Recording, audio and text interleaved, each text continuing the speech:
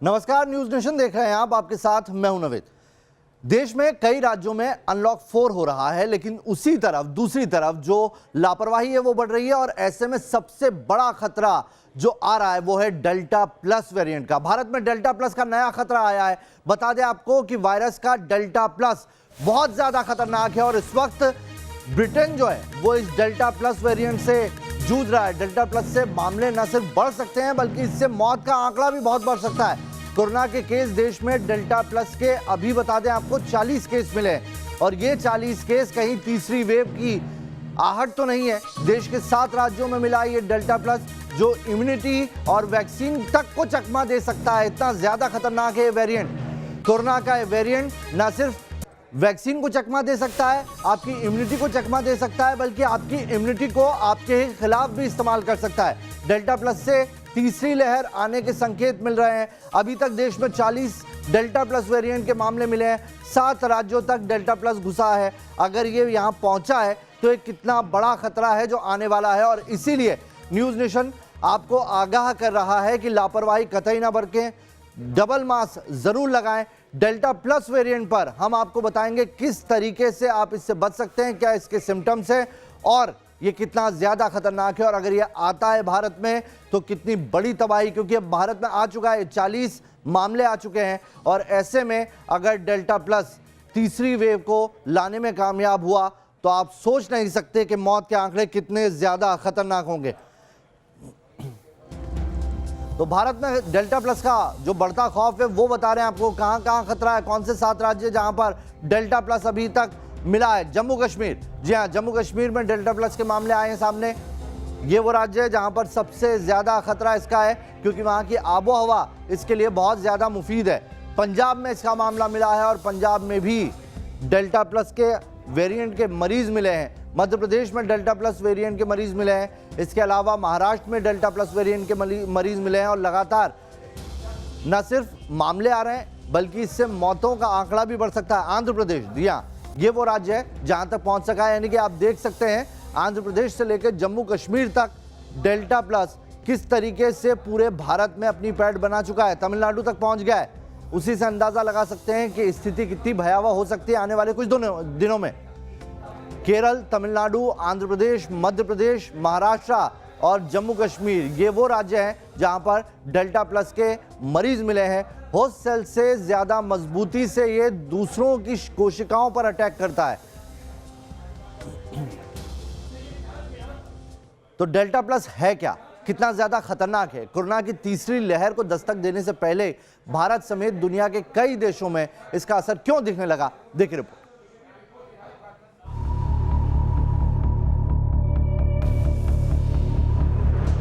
पहले कोरोना के delta variant ने मचाया कहर, अब डेल्टा प्लस वेरिएंट के खतरे ने दी दस्तक।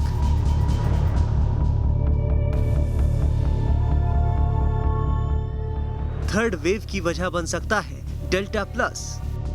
कोरोना की दूसरी लहर का खतरा अभी थमा भी नहीं है कि उसके पहले इस जानलेवा बीमारी ने नया रूप धारण कर हड़कंप मचा दिया है। कोरोना वायरस का ऐसा वेरिएंट सामने आ रहा है जो न केवल लोगों की इम्यूनिटी को चकमा दे सकता है बल्कि वैक्सीन को भी मात दे सकता है। जी हां, ये है कोरोना का नया वेरिएंट जिसे नाम दिया गया है डेल्टा प्लस वेरिएंट। कोरोना का ये नया वेरिएंट भारत समेत दुनिया के 9 देशों में अपने पैर पसार चुका है। भारत में भी इसके मरीजों के मिलने की पुष्टि हो चुकी है। इसके खतरे को देखते हुए भारत सरकार ने डेल्टा प्लस को वेरिएंट ऑफ इंटरेस्ट घोषित किया है। डेल्टा प्लस अभी 9 देशों में पाया गया है। भारत में इसके 22 मामले अभी तक मिले। अभी इसको वेरिएंट ऑफ इंटरेस्ट की श्रेणी में रखा गया है। कोरोना के डेल्टा प्लस वेरिएंट को कितना बड़ा खतरा माना जा रहा है, इसका अंदाजा इसी बात से लगाया जा सकता है कि ब्रिटेन में सिर्फ इसकी वजह से ही लॉकडाउन जैसी पाबंदियां जो पहले 21 जून को खत्म होने वाली थी उन्हें और 4 हफ्ते तक बढ़ा दिया गया है। माना जा रहा है कि ये कोरोना का अभी तक का सबसे खतरनाक वेरिएंट है। भारत में कोरोना ने दूसरी वेव के दौरान जिस कदर कहर मचाया उसकी वजह से लोग पहले से ही खौफ में हैं।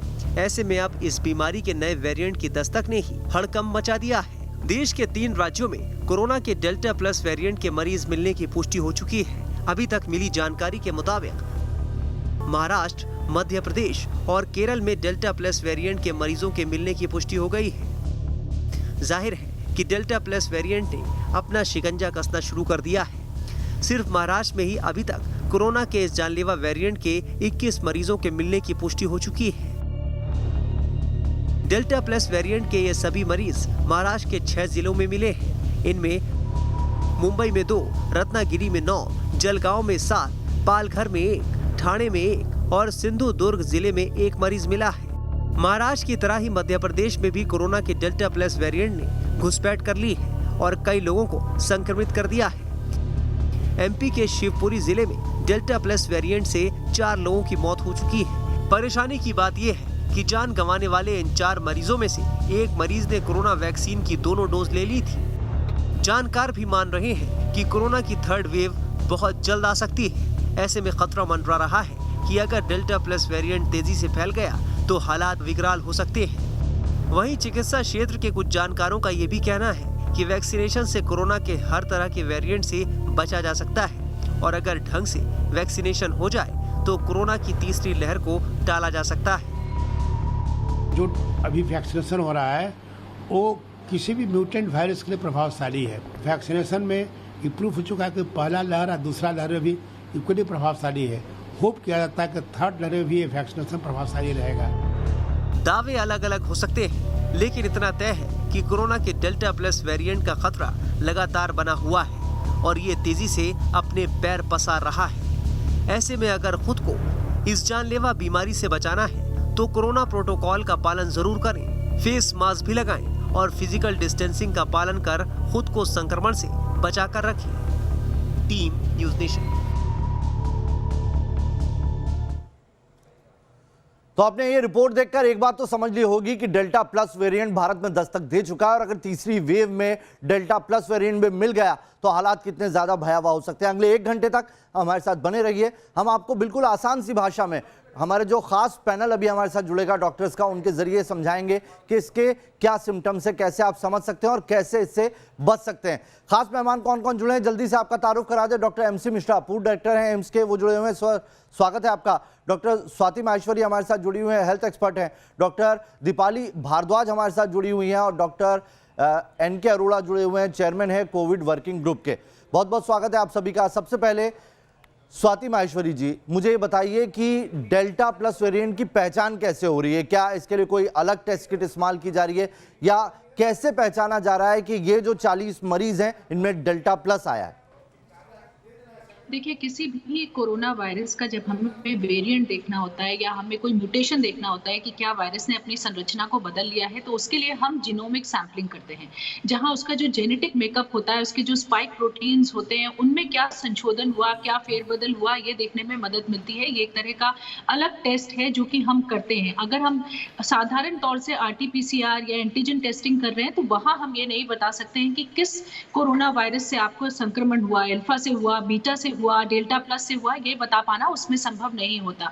इसके लिए हमें जीनोमिक सैंपलिंग करनी पड़ती है। वही टेस्ट अभी किया जा रहा है और इसी में देखा जा रहा है कि जो डेल्टा था उससे जो डेल्टा प्लस है, इसमें जो स्पाइक प्रोटीन्स हैं उसमें K417N करके एक नया म्यूटेशन सामने आया है, जिससे कि इसका नाम अब डेल्टा प्लस रखा गया है, जिसकी वजह से ये देखा जा रहा है कि ये एंटीबॉडीज को हमारे शरीर में जो होती हैं उनको जो है इवेट करने की इसमें कहीं ना कहीं क्षमता दिखाई दे रही है कि शायद ये जो हमारी एंटीबॉडीज वैक्सीन से बनेंगी, स्वाभाविक तौर से बनेंगी, या जो हम ट्रीटमेंट के तौर पे एंटीबॉडीज का इस्तेमाल करेंगे, उनसे शायद ये कुछ हालत में बच सकता है। वहां कुछ इसकी संभावनाएं दिख रही है इस म्यूटेशन की वजह से। इसके बारे में अभी तक हम ये जितनी जांच कर रहे हैं और ज्यादा चीजें सामने आ रही है। डॉक्टर MC मिश्रा, ये जो टेस्ट बताया डॉक्टर स्वाति माहेश्वरी ने, ये टेस्ट हम हर पेशेंट पे तो नहीं कर रहे हैं और ये टेस्ट होने में भी वक्त लगता होगा, यानी कि मुमकिन है कि 40 से ज्यादा मामले हों? बिल्कुल, आपका प्रश्न बहुत उचित है। देखिए, जीनोमिक सीक्वेंसिंग प्रोफेसर अरोड़ा साहब बैठे हुए हैं, वो ज़्यादा बता पाएंगे इस बारे में, लेकिन भारत सरकार ने 10 लैब्स को सुनिश्चित किया है जिसमें लगातार जीनोमिक सीक्वेंसिंग जनवरी से चल रही है और सैंपल उठाते हैं राज्यों से और यूनियन टेरिटरीज से, और इन जो भी उस क्षेत्र में लैब होती है उसमें दे दिया जाता है जीनोमिक सीक्वेंसिंग के लिए। और जीनोमिक सीक्वेंसिंग से ही पता लगता है कि इस समय कौन सा वेरिएंट ऑफ कंसर्न है और कौन सा वेरिएंट ऑफ इंटरेस्ट है। तो भारत ने, हमारे स्वास्थ्य मंत्रालय ने अब ये जो डेल्टा प्लस वेरिएंट को भी एक वेरिएंट ऑफ कंसर्न माना है, क्योंकि ये, जैसे आपने कहा, बिल्कुल प्रश्न आपका उचित है कि ये तो जिनकी जीनोमिक सीक्वेंसिंग हुई है उसमें पता लगा है। बिल्कुल इससे ज्यादा रोगी हो सकते हैं जो संक्रमित हैं और उनमें वो संक्रमण डेल्टा प्लस वेरिएंट की वजह से हो, क्योंकि ये तो कंटिन्यूअस समानांतर प्रक्रिया है आरएनए वायरसेस की, जिसमें उसमें वेरिएशंस, हमको म्यूटेशंस जिनको कहते हैं, वो लगातार होते रहते हैं। और संक्रमण ज्यादा होता है तो म्यूटेशंस भी ज्यादा होते हैं, अधिक होते हैं। और ये हर देश में हो रहे हैं, ऐसा नहीं केवल भारत में हो रहे हैं, हर देश में हो रहे हैं। और चूंकि आवागमन एक देश से दूसरे देश को रहता है, तो एक देश से दूसरे देश का वेरिएंट दूसरे देश में पहुंच जाता है। अब जैसे वुहान चाइना से असली वायरस निकला 2019 में, और अब देखिए 200 देशों में फैल गया वो वायरस। इसी प्रकार से वेरिएंट्स को भी कोई रोकने की कोई ऐसी तो है नहीं कि आपने पर्दा लगा दिया और वेरिएंट रुक जाएगा, ऐसे नहीं होगा। तो वेरिएंट्स तो होते रहेंगे और भिन्न भिन्न देशों में दूसरे देशों का वेरिएंट भी मिलेगा और अपने देश का वेरिएंट भी वहां पे होगा। और लेकिन ये अवश्य है कि जीनोमिक सीक्वेंसिंग भारत में अब ज्यादा संख्या में हो रही है पहले के मुकाबले, तो हमको अब ज्यादा पता लगेगा। और इसका जो मैं आम जनता के लिए इसका कंसर्न नहीं होना चाहिए इतना। उनको जो बचाव के उपाय करने हैं वो बराबर सेम है, वही है जो हम डेल्टा वेरिएंट के लिए करेंगे या कोरोना वायरस के लिए करेंगे। वो हम लोगों के लिए इसका कोई कंसर्न नहीं है। ये वैज्ञानिकों के लिए ये महत्वपूर्ण है ये जानना। लेकिन सर, कंसर्न तब बढ़ जाता है ना जब ये वेरिएंट इतना खतरनाक है, वेरिएंट आपकी इम्यूनिटी को भी धता बता देता है। अगर आपने वैक्सीन लगवाई है उस पर भी असर नहीं कर रहा है तो कंसर्न बढ़ जाता है। डॉक्टर NK अरोड़ा, मुझे ये बताइए कि ये इसको कैसे पहचानने, क्या इसके सिम्टम जो पहले के कोरोना वेरिएंट रहे हैं उनसे डिफरेंट है और ये कितना खतरनाक है? तो जैसे डॉक्टर महेश मिश्रा जी ने बताया कि ये एक साइंटिफिक इंक्वायरी है, साइंस की, लेकिन एक आम आदमी को कैसे पता चलेगा ये मैं बताने का प्रयास करता हूँ। पहली बात यह है कि जो लक्षण है उसमें कोई अंतर नहीं होता। सारे के सारे कोरोना वायरस के लक्षण बिल्कुल एक जैसे हैं। बस केवल कुछ यह है कि डेल्टा वेरिएंट जैसे एक से दूसरे को संक्रमित करने की इसकी संभावना जो है कई गुना ज्यादा है। पुराने वाले कोरोना से या दूसरी लहर में हमने जो कोरोना से डील किया उससे कहीं गुना ज्यादा है, बहुत ज्यादा है, कई गुना ज्यादा है। लेकिन जहां तक लक्षण हो या डेल्टा प्लस हो, मैं लक्षण के आधार पर नहीं बता सकता कि मेरे को एक वायरस है या दूसरा वायरस है, पहली बात तो। इसलिए जो एक आम आदमी को नहीं पता चलता। लेकिन जब जो सारे आंकड़े इकट्ठे किए जा रहे होते हैं तो तीन तरह है। एक आंकड़ा है कितने हो रहे हैं किसी, जैसे मैं शिवपुरी का एग्जांपल, आपने बताया 4 केसेस वहां से मिले, तो शिवपुरी में केसेस जो कितने हो रहे हैं उसको देखा कि पिछले 4 हफ्ते 6 हफ्ते में केसेस का किस तरीके से एक चलन है, बढ़ रहे हैं, कम हो रहे हैं, नीचे आ रहे हैं, एक ये। दूसरी चीज, जहां टेस्टिंग हो रही है, RT-PCR हो रहा है, तो RT-PCR में पॉजिटिविटी रेट क्या चल रही है। तीसरा, इन्हीं RT-PCR पॉजिटिव में से कुछ केस एक प्रतिनिधि के रूप में पिकअप किए जाते हैं। सारे को करने एक रणनीति है, उसके हिसाब से केसेस को पिकअप किया जाता है और उनकी फिर जीनोमिक सीक्वेंस की जाती है। तो ये एक समग्र प्रतिक्रिया है और उसमें अब हमें पता चला कि 4 केस हैं। अब इस शहर के ऊपर, इस पूरे जिले के ऊपर विशेष नजर रखी जाएगी कि कहीं केस बड़ी तेजी तो नहीं बढ़ रहे, मृत्यु का आंकड़ा तो नहीं बढ़ता चला जा रहा, या जिनमें मृत्यु हो रही है उनमें देखा जाएगा कि ये डेल्टा प्लस तो नहीं है, जिससे हमें पता चल सके कि ये डेल्टा प्लस क्या ज्यादा गंभीर बीमारी करता है, मृत्यु की संभावना ज्यादा हो जाती है। तो ये सारी चीजें फिर अब हमें एक तरीके से नैरो डाउन करना होता है कि उन शहरों में, और फिर हम देखते हैं कि ये ज्यादा फैलना है। तो ये बिल्कुल सही है कि 44 केस जो है एक इंडिकेटिव है कि भाई इन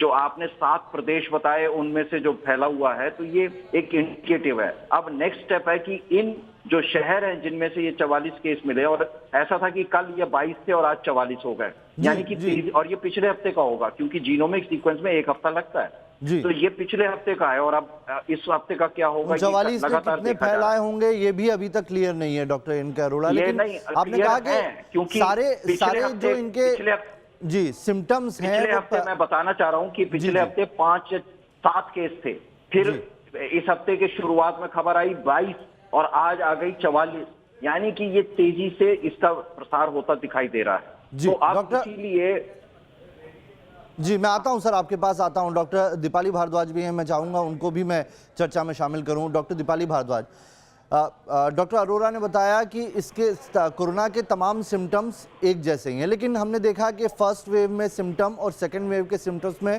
कई फ़र्क देखने को मिले। एक आम आदमी के लिहाज से हो सकता है कि वो सिम्टम्स हम नहीं समझ पाए, लेकिन आप बतौर डॉक्टर कैसे आइडेंटिफाई करते हैं कि ये डेल्टा प्लस है, क्योंकि ये ज़्यादा खतरनाक है, तो इसमें वो अंतर भी ढूंढना अब ज़रूरी है। जी देखिए, आपका प्रश्न बहुत ज्यादा उचित है और ये डॉक्टर्स के लिए भी वायरस एक चैलेंज है, मगर मैं आपके चैनल के माध्यम से कहूंगी ये डॉक्टर्स से ज्यादा हम सब भारतीय सब नागरिकों के लिए, दुनिया के लिए चैलेंज है।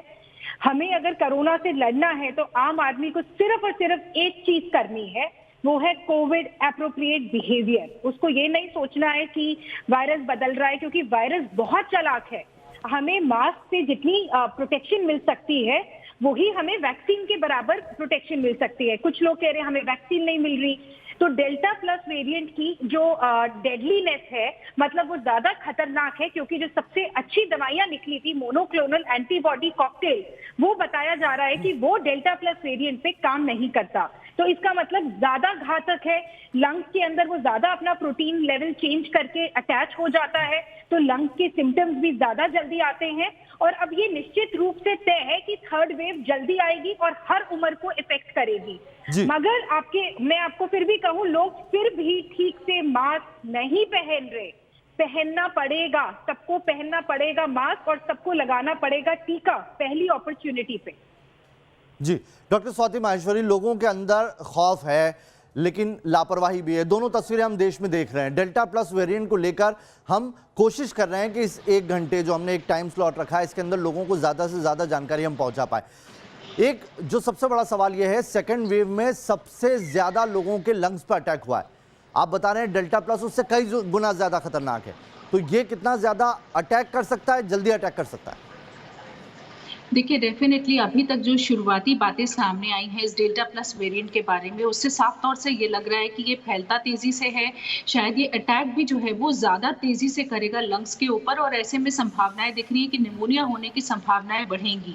वहीं देखिए CDC ने कुछ जो लक्षण हैं उनके बारे में भी बात करी है कोरोना को लेकर के, कि सबसे ज़्यादा जो उन्होंने लक्षण देखा है वो हेडेक देखा है, कि लोगों में हेडेक हो रहा है। उसके अलावा गले में खराश, बहती हुई नाक और बुखार, ये ज़्यादातर लोगों के साथ देखा जा रहा है। साथ में ये भी बोला गया है कि अगर किसी को ऐसा लगता है कि उन्हें बहुत बुरा कोल्ड हो गया, बहुत ज्यादा जकड़ गया है आपका सिस्टम जो है, तो आपको कोरोना के बारे में ही सोचना चाहिए। साथ में अगर बहुत ज्यादा मांसपेशियों में दर्द है, या अगर आपको उल्टी दस्त जैसी समस्याएं सामने आ रही है, जिनके बारे में हम पहले भी बात कर चुके हैं कि ये समस्याएं कोरोना के समय में सामने आती हैं, तो अगर कुछ इस तरह के लक्षण आपके सामने आ रहे हैं, तो आप अभी भी ये मत सोचिए कि हमें साधारण फ्लू होगा या हमें साधारण बुखार हो सकता है। अभी भी हमें लगातार यही सोचना है कि ये कोरोना के लक्षण हो सकते हैं, और इसलिए हमें कोरोना का टेस्ट सबसे पहले कराना है और खुद को आइसोलेट करना है। संक्रमण के मामले कम हो गए, लेकिन हमें ये नहीं सोचना है कि अब कोरोना होने की संभावनाएं नहीं है, तो कोरोना होने की संभावनाएं अभी भी उतनी है। अभी भी देखिए, जब हम 40-50 हजार मामले पॉजिटिव आते देखते हैं, तो लगभग मान के चलिए कि 4-5 जो है लाख लोग जो है टेस्ट करा रहे होंगे, तब उनमें इतने लोग पॉजिटिव आ रहे होंगे।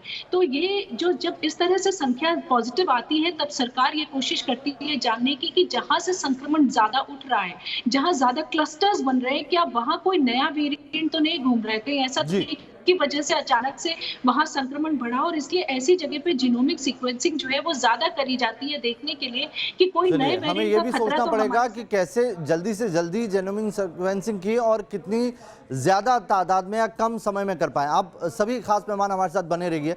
हम इस खबर पर भी बने हुए हैं, कुछ और बारीकी जानने की कोशिश करेंगे, लेकिन इस वक्त एक बड़ी खबर आ रही है, वो बता दें दर्शकों को।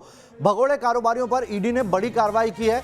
विजय माल्या, नीरव मोदी, मेहुल चौकसी, ये वो नाम थे जिन्होंने देश को करोड़ों का चूना लगाया, बैंकों को चूना लगाया और यहां से भाग गए थे। बड़ी कार्रवाई करते हुए ईडी ने 18,170 करोड़ की इनकी संपत्ति जब्त की है। कुल नुकसान का 80.45% रिकवर कर लिया है। बैंकों और सरकार को 9,371 करोड़ रुपए जो है इससे उसका रिकवर होगा। आपको बता दें कि लौटा भी दिए गए हैं 9,371 करोड़ रुपए, यानी कि 80% से ज्यादा पैसा। ये जो भगोड़े थे, जो देश का पैसा लेकर भाग गए थे विदेशों में, उनकी संपत्ति कुर्क की है, संपत्ति जब्त की है और उनसे 80% तक रिकवरी हो गई है। सरकार और बैंक्स को पैसा भी वापस लौटा दिया गया। बड़ी कार्रवाई ईडी की तरफ से की गई है। इस वक्त की बड़ी खबर बता रहे हैं आपको। कौन कौन है जिनके ये पैसे जब्त किए गए हैं? उनमें विजय माल्या है, नीरव मोदी और मेहुल चौकसी है। सैयद आमिर हुसैन जुड़ गए हैं। आमिर, बड़ी कार्रवाई है। अब तक यही कहा जा रहा था कि ये लोग देश का पैसा लेकर गए हैं, लेकिन इनका ईडी ने सारे अकाउंट खंगाले और उससे 80% तक पैसा रिकवर किया। एक तरीके से अब तक की सबसे बड़ी कार्रवाई ईडी की कहा जा सकता है इसे। बिल्कुल कहा जा सकता है। और जिस तरह से लगातार ईडी तीनों के अकाउंट्स और फिर जितना भी इनके साथ बिजनेस जुड़े हुए थे उसको इन्होंने सीज किया था, उसको लेकर के जो ये भी सवाल खड़े हो रहे थे कि आखिर पैसा वापस कैसे आएगा। तो ये साफ तौर पे ईडी ने साफ कर दिया है कि 80.45% जो लॉस था टोटल बैंकों का, क्योंकि बैंकों पे काफी ज्यादा बकाया था इन तीनों का, तो इसका जो है 80.45% वापस कर दिया गया है। ना सिर्फ अटैच किया है 18,170 करोड़ रुपए, बल्कि आपको बता दें कि 9,371.17 करोड़ रुपए जो है, जो पीएसबी बैंकों के, सेंट्रल बैंकों के बकाया पैसे थे, वो वापस कर दिए गए हैं। कहीं ना कहीं ट्रांसफर कर दिए गए हैं उन बैंकों के। तो इससे कहीं बैंकों का जो बड़ा लॉस था वो भी रिकवर हुआ है और अभी रिकवरी बाकी भी है। पूरा 100% जब तक नहीं हो जाएगा तब तक ये अटैचमेंट किए जाते रहेंगे। बहुत बहुत शुक्रिया आमिर आपका तमाम जानकारी के लिए। तो ईडी ने बड़ी कार्रवाई की है और इस सारे खास मेहमान हमारे साथ बने हुए हैं। डेल्टा प्लस वेरिएंट के बारे में हम आपको जानकारी दे रहे हैं। एक छोटा सा ब्रेक ले रहे हैं, तुरंत लौट रहे हैं।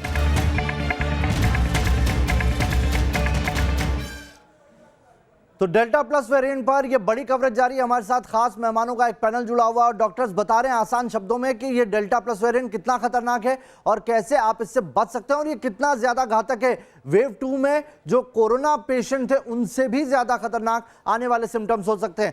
कहां पर, किन किन देशों में डेल्टा प्लस वेरिएंट सबसे ज्यादा नुकसान पहुंचा रहा है, आइए ग्राफिक्स के जरिए आपको समझा देते हैं। डेल्टा प्लस में सबसे ज्यादा अगर नुकसान कहीं हुआ है तो वो ब्रिटेन में हुआ है, लेकिन अमेरिका देखिए कहां पहुंचा है वो हम बता रहे हैं आपको। डेल्टा प्लस अमेरिका में पहुंच चुका है। डेल्टा प्लस ब्रिटेन में बड़ी तबाही मचा रहा है। डेल्टा प्लस लोग यहां पर हलाकान हो गए इससे।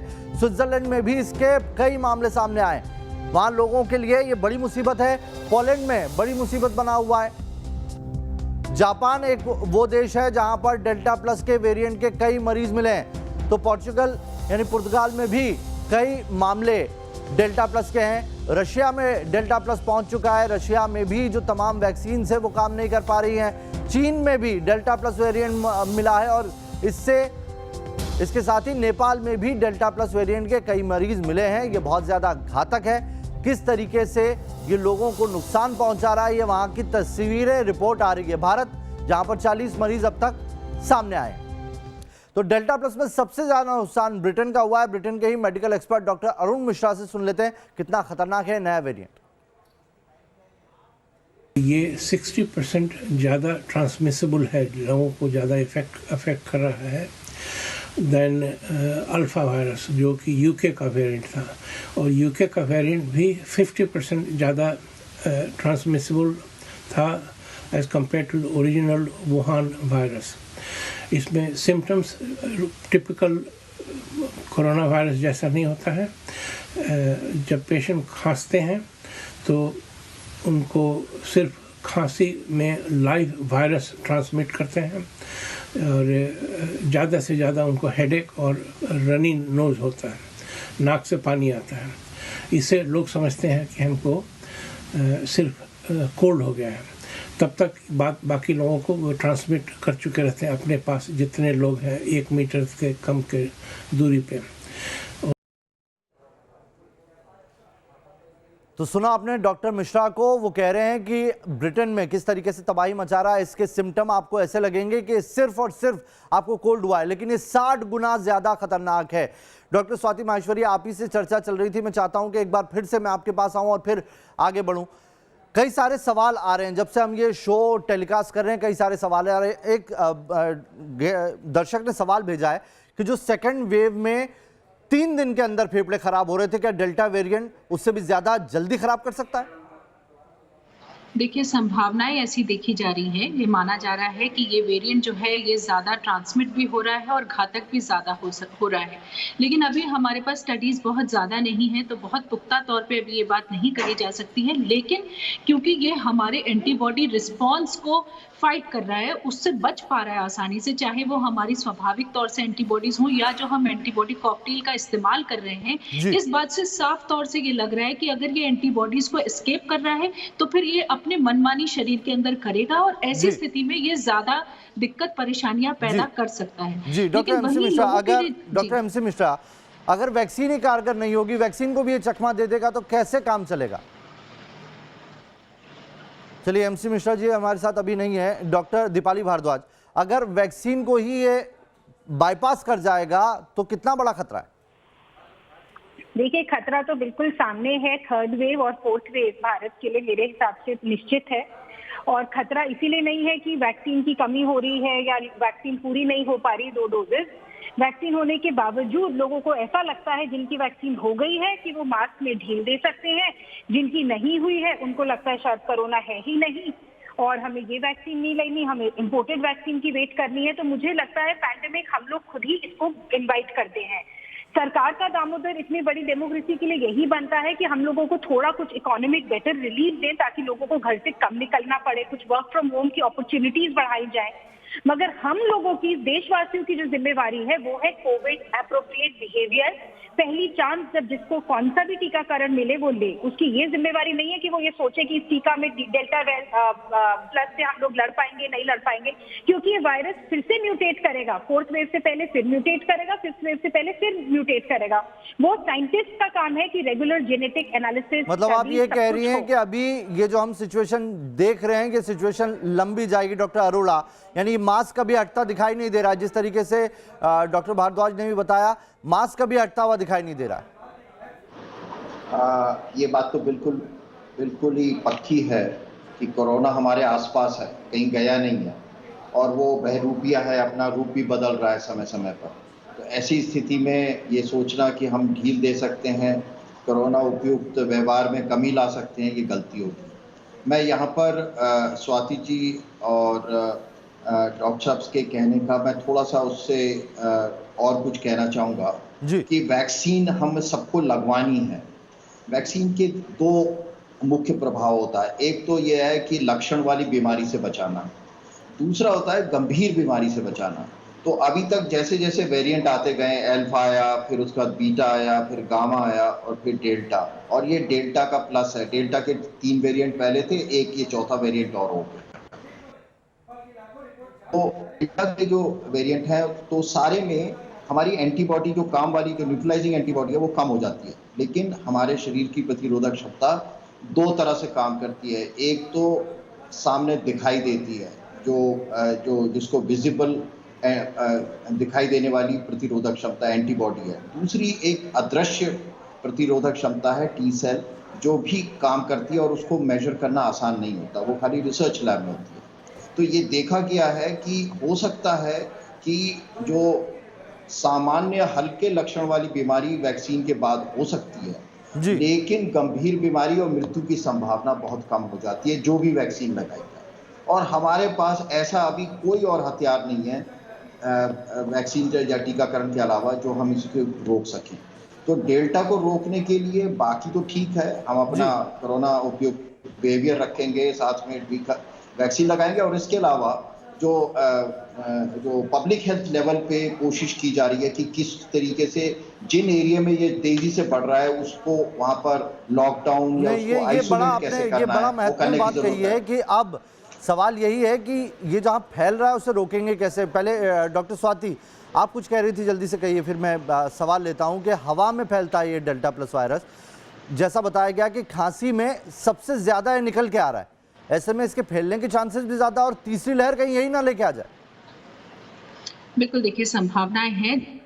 इस तरह से अभी सामने मामले भी आ रहे हैं और तेजी से बढ़ते हुए मामले भी सामने दिखाई दे रहे हैं। और मैं डॉक्टर कपूर सर की बात से भी इत्तेफाक करती हूँ कि मौजूदा वैक्सीन जो हमारी हैं वो भी हमें वेरिएंट से बचाने में बहुत मदद करती हैं। देखिए, अगर आंकड़ों को भी हम देखें तो ये देखा गया है कि सिंगल शॉट अगर आप कोवैक्सीन का लेते हैं, कोविशील्ड का लेते हैं या फाइजर का लेते हैं तो आपको 33% तक डेल्टा वेरिएंट से भी सुरक्षा देता है।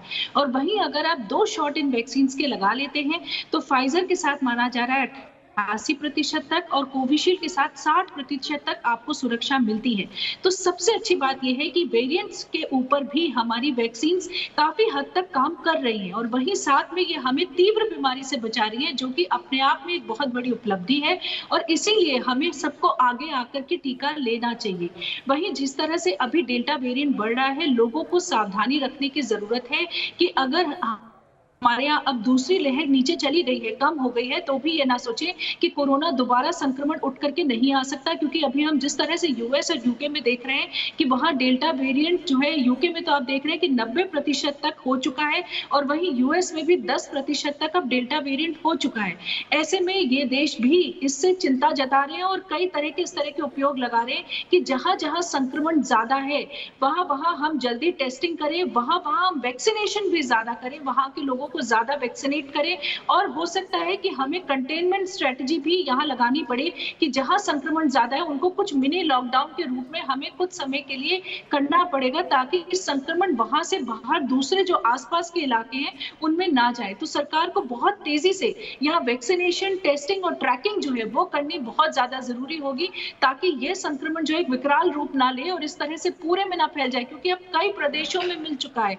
अब पहले तो हम केवल 3 प्रदेश की बात कर रहे थे, लेकिन अब आपने देखा है कि और प्रदेशों में भी ये दस्तक दे चुका है। ऐसे में हमें बहुत जरूरी है, जी बिल्कुल आपने सही कहा, और इसीलिए जरूरी है कि सरकार तेजी से जीनोमिक सैंपलिंग करे, ये पता लगाए कि कहां वेरिएंट फैला है, क्योंकि अब ये देखा जा रहा है कि डॉक्टर दीपाली अभी भी जो डर है वो कैसे हटेगा, क्योंकि सबसे बड़ा सवाल मेरे मन में यही आ रहा है कि अगर ये इतनी तेजी से फैल रहा है कि इसको डिटेक्ट नहीं कर पा रही है, इम्यूनिटी को भी चकमा दे रहा है, और अगर वैक्सीन भी काम नहीं करेगी तो कैसे बचेंगे। एक रिपोर्ट पहले दिखाते हैं डेल्टा वेरिएंट कितना खतरनाक है और दिल्ली समेत देश के बड़े शहरों में कैसे कहर मचा सकता है। राजधानी से हमारे संवाददाता राहुल डबास की एक रिपोर्ट आपको दिखाते हैं। इंसाकॉप की 28 लेबोरेटरी और 25,000 जीनोम सैंपल के बाद भारत सरकार ने ये साफ कर दिया है कि delta plus variant of concern है, यानी वह वेरिएंट जिस पर इतना शोध हो चुका है जिसे खतरनाक माना जा सकता है। आईसीएमआर ने भी इस पर मोहर लगा दी है, क्योंकि डेल्टा वेरिएंट की बात करें तो डेल्टा वेरिएंट तकरीबन 80 देशों में फैला हुआ है, डेल्टा प्लस 9 देशों में फैला हुआ है, जिसमें हिंदुस्तान भी एक है।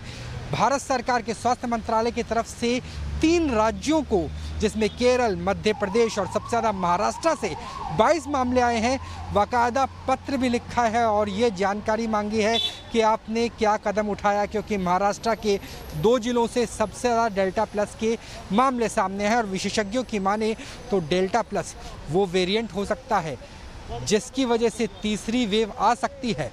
कानपुर आईआईटी ने भी यही कहा है, लेकिन तीसरी वेव कब आएगी ये हम पर निर्भर करता है, क्योंकि अगर टीकाकरण ज़्यादा होता है और कोविड अप्रोप्रिएट का बिहेवियर का ख्याल रखा जाता है तो तीसरी वेव को टाला जा सकता है। वो वेव का आकार छोटा हो सकता है और मृत्यु दर में कमी भी आ सकती है। यानी म्यूटेशन और हमारी अपनी जिम्मेवारी, इससे बहुत कुछ असर पड़ सकता है डेल्टा प्लस वेरिएंट और तीसरी लहर को लेकर। जर्नलिस्ट जयराम के साथ राहुल डबास, न्यूज़ नेशन, दिल्ली। तो देखा आपने किस तरीके से डेल्टा प्लस खतरनाक है और आगे भी बढ़ सकता है। एहतियात बरतना होगा और एहतियात ही इससे बचाव का सबसे बड़ा एक हथियार आप कह सकते हैं। बहुत बहुत शुक्रिया आप सभी खास मेहमानों का हमारे साथ जुड़ने के लिए। तो डेल्टा प्लस वेरिएंट देश में दस्तक दे चुका है, बहुत ज्यादा खतरनाक है और तीसरी वेव के साथ अगर इसने मिक्सचर कर लिया तो मौत के आंकड़े बहुत ज्यादा बढ़ जाएंगे। हम डरा नहीं रहे, आगाह कर रहे हैं, क्योंकि अभी जैसे अनलॉक हुआ है तस्वीरें ऐसी आ रही हैं जहां पर लोग लापरवाही बरत रहे हैं। मत बरतिए, क्योंकि दिक्कतें बहुत ज्यादा बढ़ने वाली आने वाले वक्त में। इस बुलेटिन में अभी के लिए इतना ही, तुरंत लौट रहे हैं।